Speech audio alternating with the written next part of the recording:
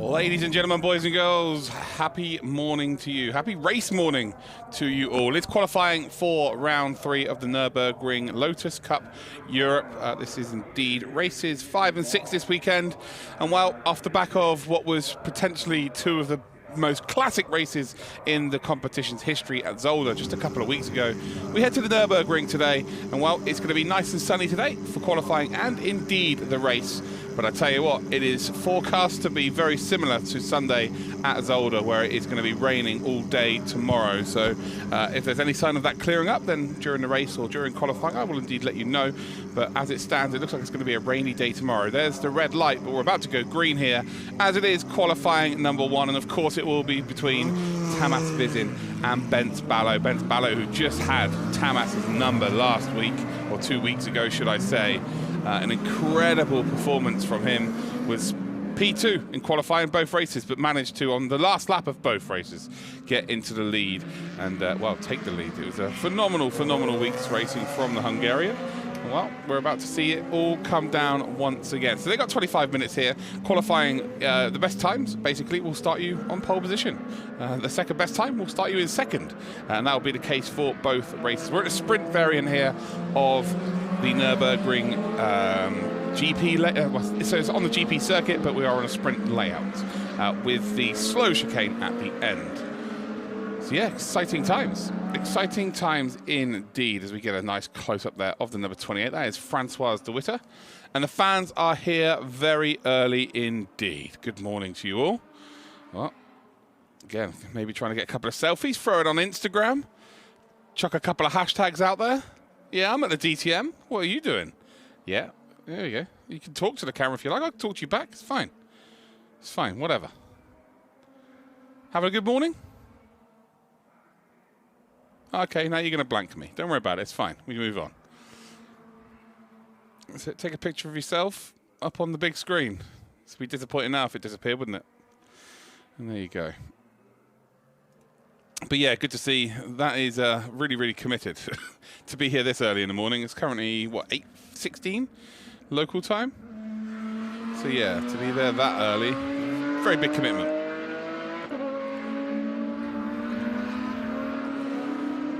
So, yeah, the track temperature is going to be very cold this morning, of course. It's just the nature of the beast. It'll warm up as the day goes on. This is kind of the worst of it in terms of the drivers, although some drivers will like these conditions as well. But it will be squirrely. You will be, indeed, locking up a lot. You'll be trying to get on the power a lot too early. And, yeah, all sorts of stuff's going to go down today. So it's going to be very much an interesting one. But one I'm looking forward to. Again, if anything is to go by from what we saw last time out, it is going to be a phenomenal weekend's racing. Both Ballo brothers are here. So Bence Ballo and Georgi Ballo, brothers, father, son. I'm not too sure, actually, to be honest. Again, if you want to tweet me whether they are father and son or brothers or whatnot, then you can indeed at Trollvision on Twitter or Instagram, whatever you want to do. As you can see, we're coming out of the first sector here, or into the second. Everybody in just pretty much formation at this stage. And it's going to take, again, 3 or 4 laps before we're going to see some real representative times, as that would make sense once the tyres get up to temperature. So here's the difference between the GP and indeed the layout we're on today. You turn right and you've got this little on camber / to off camber at the exit corner before we then head back up towards the entrance to the Nordschleife. But ultimately we stick to the GP circuit. So we're just looking on board there with Francoise de Witter. He's just up ahead then of the number 79. That's Jean-Pierre Génaud-Prachet.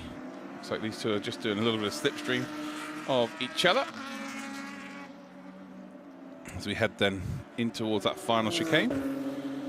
We've got a V6 Cup car coming in just behind.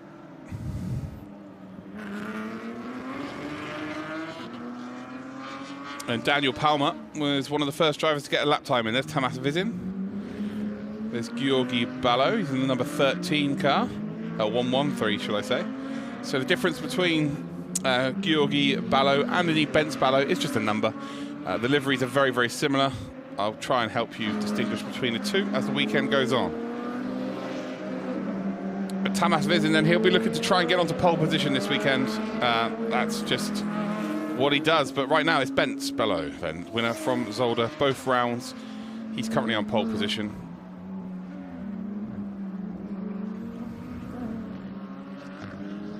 We've got Sven Pettersson then in P3. Daniel Palmer then is in P4. And then you've got Nikolai Ibsen. So Ibsen has made it this weekend, which is always good to see. One of the faster drivers in the championship for sure. He's been racing since 2013. So yeah, he was the first ever Danish driver to win a Lotus Cup Europe race. Can he indeed repeat the feat today? Well, we will find out, that's for certain.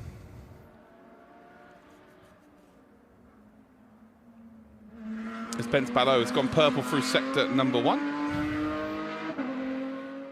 And he nearly tags the wall there on the exit of the Coca-Cola curve. Daniel Palmer's gone fastest of everybody through sector 2. Shorter sector. Granted, a Bence Bello then. And on a 138.162. Nielsen's actually gone fastest through sector number 2 now. It's Daniel Palmer, P2 now. He is just, I think, overtaking. He has overtaken Vizin. Robin Nielsen now P6, 140.1. He's just got up to P5. So a little bit of improvement there from him. So yeah, Bence Bello's in the number 95. And then we've got Georgi Ballo, who is in the number 113. Here's Nikolai Ibsen in a very beautiful looking car.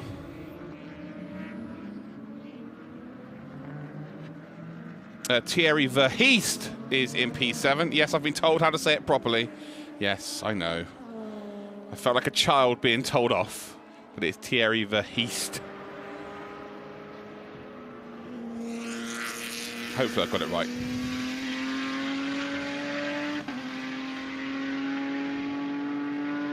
So Georgi Ballo down in P8, expecting him to go a bit faster for sure. Jean-Pierre Jeannot-Praché then currently in P9. And then we've got the Darius Chejewski.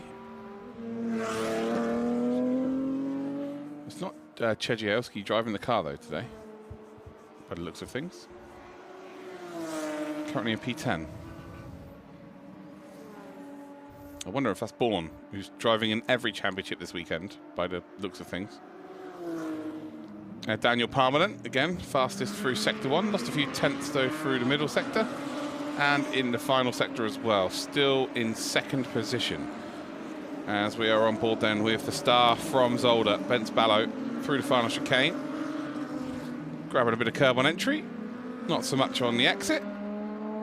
That car is looking pristine today, isn't it? As you can see here, we've got the number 52 then, Paul Marachel. Did a very good job last time out. Currently in P16 on the grid. Expecting him to be a little bit faster, I'd say, over the course of the weekend. It's gone green here, so fastest sectors for him personally. Marachel is going to move up the order. Oh, wow, yeah, hugely. So he's gone from P17 all the way up to P6. So we're expecting him to improve, and he is duly delivered. McNulty then. Again, good to see the McNultys here today, this weekend, should I say.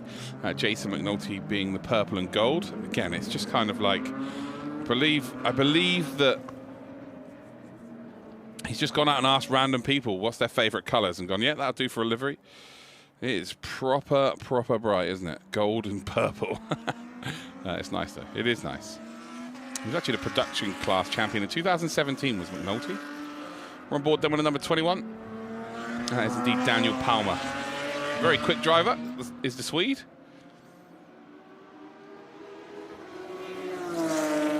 So we've only got 16 minutes, 27 seconds to go. Times have been getting faster and faster, as you'd expect.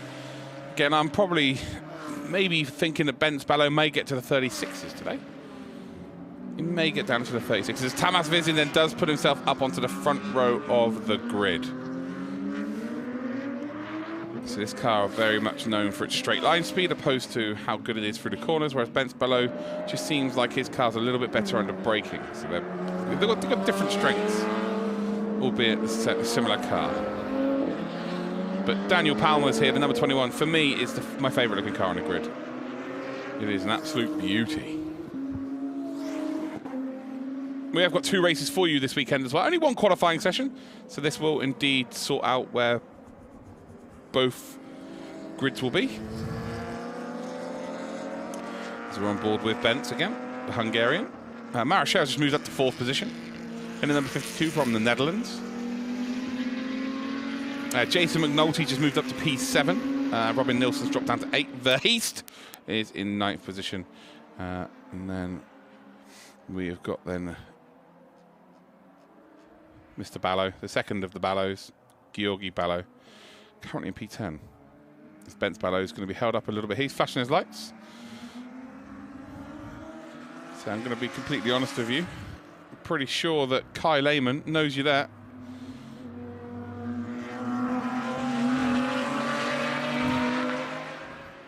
It's always good to just let them know. Tamas Vizin, by the way, middle sector, fastest of everybody. Which is not something you really expect, because it's more being about a nimble car. So Tamas Vizin, has he improved on his time overall? Doesn't look like he has. 8.5 tenths, maybe been held up there by a back marker. Daniel Palmer here, just trying to get dragged along, actually, by who you would expect to be pole position. He's the meat in the sandwich of the championship battle as it stands. As again, we're on board with Thierry Verheest as he comes into the pits. Into the pits we come. On the inside of that Coca-Cola curve. Look how nimble that car is.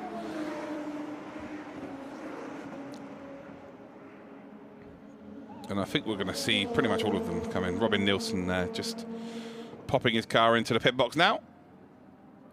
With that very earth-looking, I say, yeah, just stand straight in front of it. It'll be fine. He'll stop.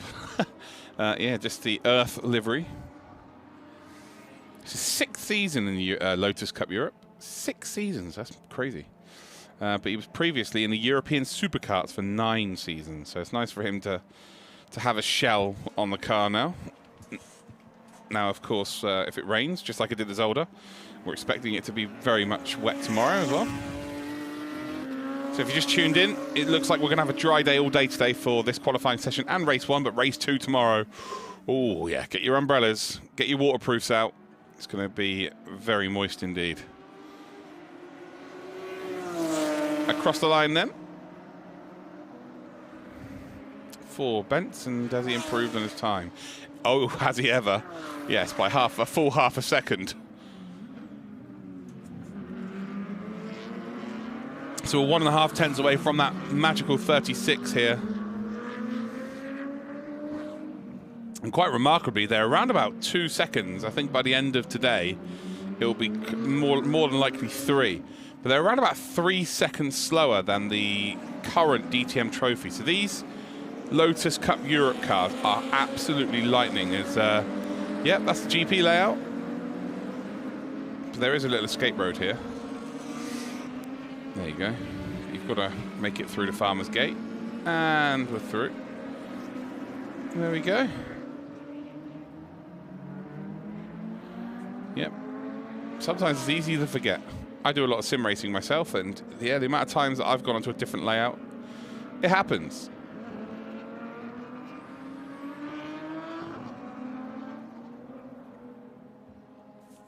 It certainly happens. Tamas Vizin, by the way, has gone faster. Kai Lehmann, well, that doesn't look good.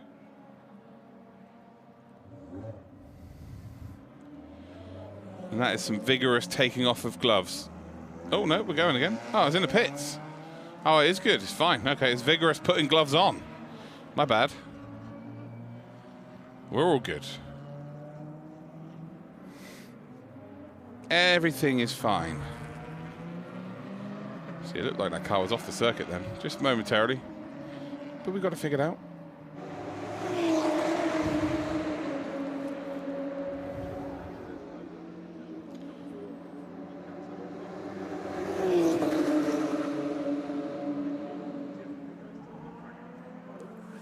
So we've got Ronald Andrzejczyk here in the number 76. Again, one of the more beautiful cars on the grid for sure, in my honest opinion. Seems like they change the livery of that every week. Oh, we're gonna get going. Yeah, we go. Yeah, no messing around. Off we go. Back out. Try and get into the top 10. Only 10 minutes, 40 seconds to go. It's absolutely flying by today. It's a long day today. We're going to be back with you quite late in the day, actually, with the Lotus. So the shadows are quite long this morning, and they'll shorten up throughout the rest of the day. And then we'll be back later on where the shadows are long once again. Nikolai Ibsen, again. I just think that looks so beautiful. The red stripes down the middle of a white car. Or just an off-white car. Just look really, really nice. Very similarly to the number 17, of course. Thierry Verheest. Paul Barachel's a 52. I always get those two confused. So yeah, the orange stripe is indeed Verheest, and then we've got Marechal, the Dutchie, in the number 52 with the yellow stripe.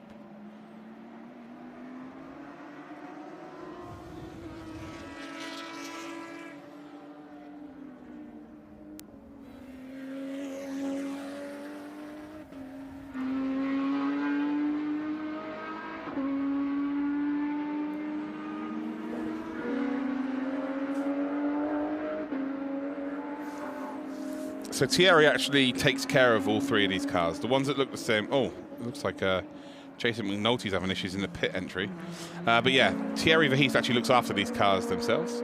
Big shout out to Peter Damaret, who indeed gave me that information.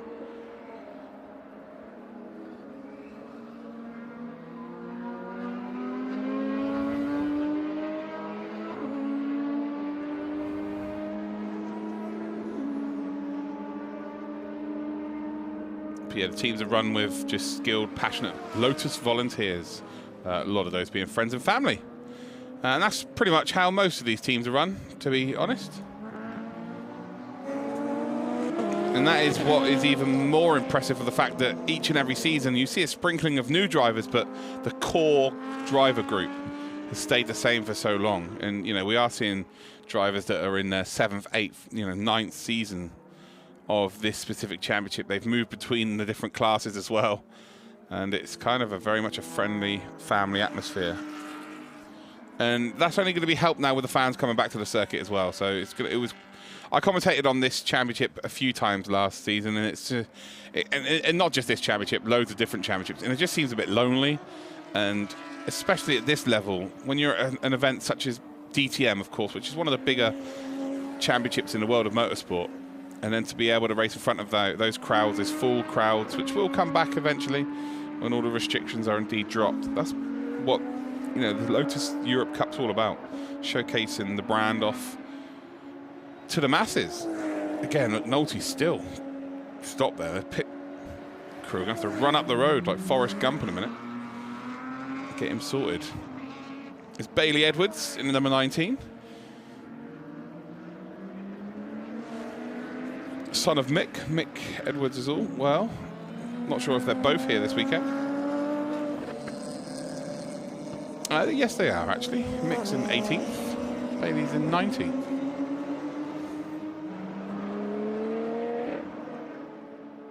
We've only got 7 minutes to go here, and it is indeed Bence Ballo by a full second. Behind him, it is pretty close. Ibsen's up to P3.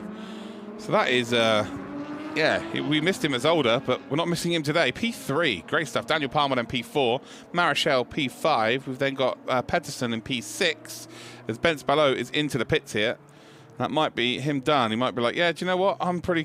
No one seems to be frantically working on the car. So they may be done. Might come out for maybe one more run. But it's going to be difficult to get the tyres up to temperature.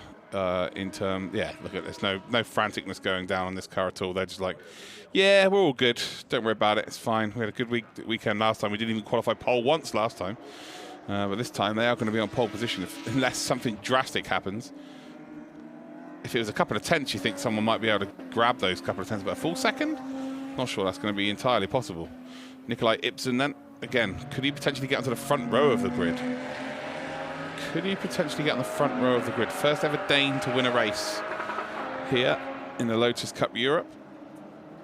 And is there the potential for it to happen again here in Germany? across the line for him. And does Ibsen improve on his time?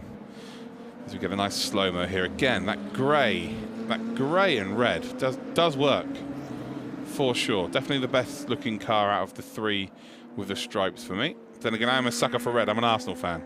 So if I could put up with them as a football team, I'm sure I could put up with some red stripes.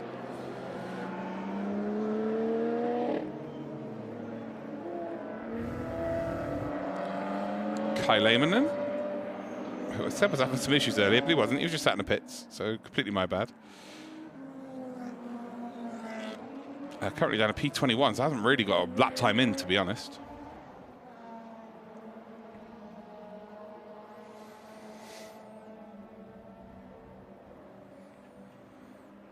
As we head in towards that final chicane. Marichal behind the wheel in number 52. Followed very closely by Robin Nielsen. So Marichal then maybe a little bit slower here than Nielsen. Ibsen has improved, by the way. He's taken another 1/10 of a second off of the best lap time. So he needs to find a couple of... pole position isn't on. I don't think pole position is on for anybody here. I think Bentz has just found an unobtainable time for anybody else in this grid. That is a remarkable time, actually. But yeah, there is a battle for P2 between Vizin and Ibsen. I think Palmer, can he find 0.8 of a second? Of course he can. It's not going to be easy, though, for sure. And that is indeed going to be qualifying over. As Verheest has just gone up to P6. So he moves up onto the front third row of the grid.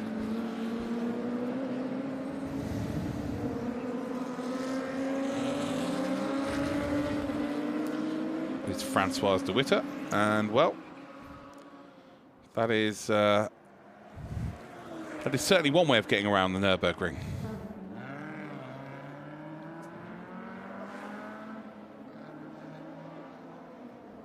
So Andrzej then in the number 76, up to P14 as it stands. Times are still pretty similar at the front end, apart from Bentz Ballo, who seems like he's in his own class this weekend. So he wasn't last time out again. It was Vizin that qualified pole twice. And we're going to see a potential moment. Yes, we are. That is a... Yep. Into the gravel. No, not quite. We're going to get this going again. Facing the wrong way. Last thing you want is a couple of cars behind you. That is a... that is something that will make your trousers brown. Whew. Brown trouser moment. But going again. Will take a little bit of time to get the temperature down on the tyres, but might be a beneficial thing considering how cold the track will be this morning. But I'm sure it's baking up nicely. With 2 minutes 30 seconds to go, we are nearly done and dusted for qualifying this weekend, and we love a bit of qualifying, don't we? But we love racing more. There's some frantic action going down right now. I'm going to be honest. You ain't getting that car back out for another lap, I'm afraid. That is qualifying over for Sven Pettersson, number 88. Spam all the 8s.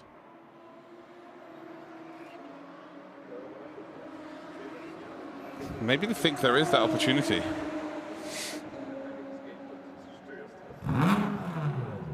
Okay, revving the engine. It's going to be tight. Because remember, they've got to get around this whole circuit fully once.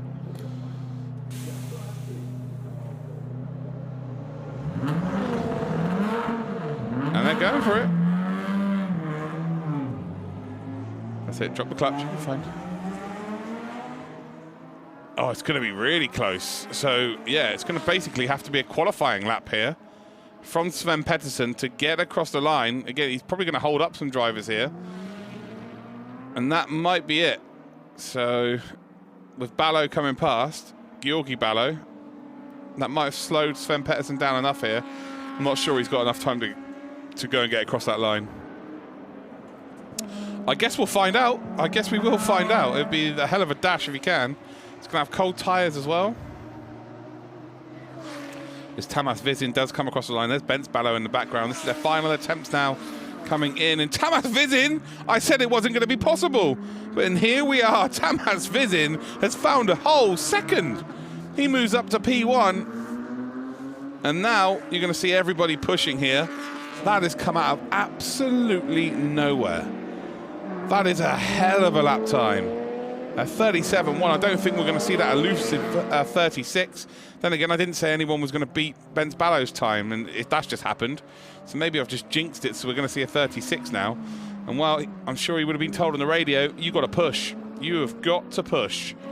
So we're going to see the first sector time here. Oh, he's pushing. Oh, he's pushing, all right. There we go. It's a double apex corner here. So you run it out nice and wide so you can just indeed maximise your exit of that right-hander.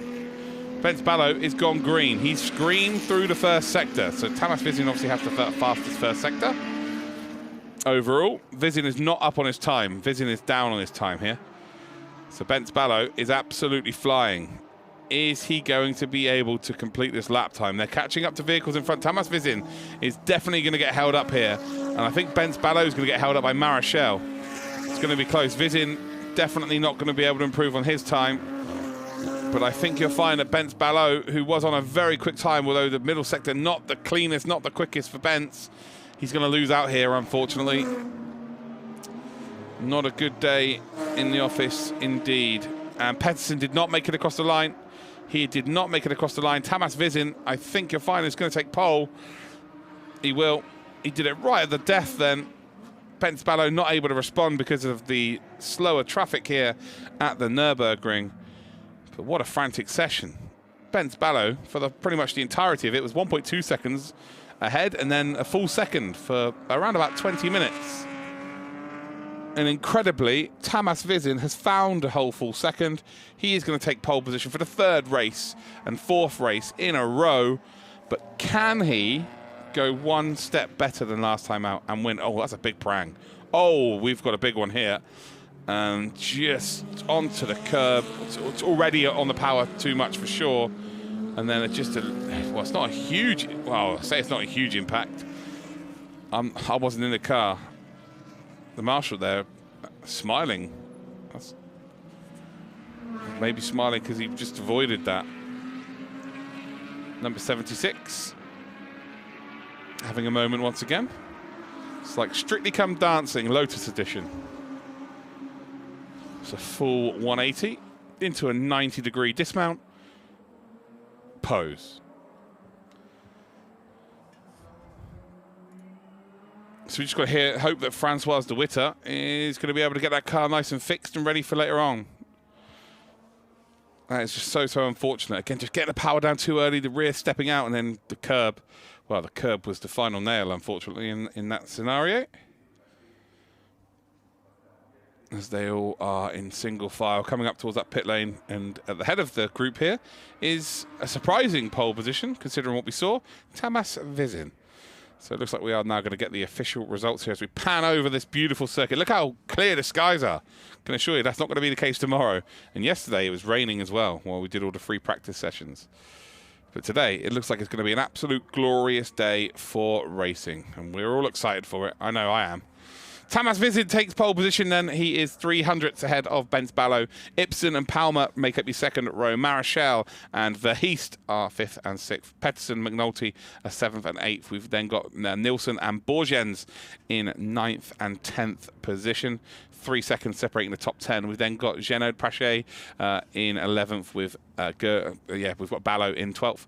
De Witter and Andrzejczyk in 13th and 14th. Natalie Jeannot Praché in 15th. David McNulty in 16th. We've then got Goodman and Mick Edwards in 17th and 18th. Bailey Edwards and then Schur are in 19th and 20th. And then we got Kai Lehman in 21st position. Hopefully you enjoyed that, ladies and gentlemen. We've got ourselves some proper racing action this weekend. The Dane, Nikolai Ibsen, is in 3rd position on the grid. He wasn't as older. He's the first Dane to ever win in the Lotus Cup. Can he make it 2 wins? Can he go out there and get another one?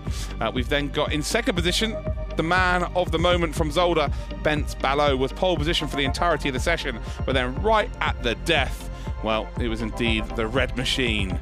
It was a fellow Hungarian. It was Tamas Vizin who took pole position. And, well, can he hold on this time out and go and get a victory? We'll be back later on for the first race of the weekend. Oh, I cannot wait.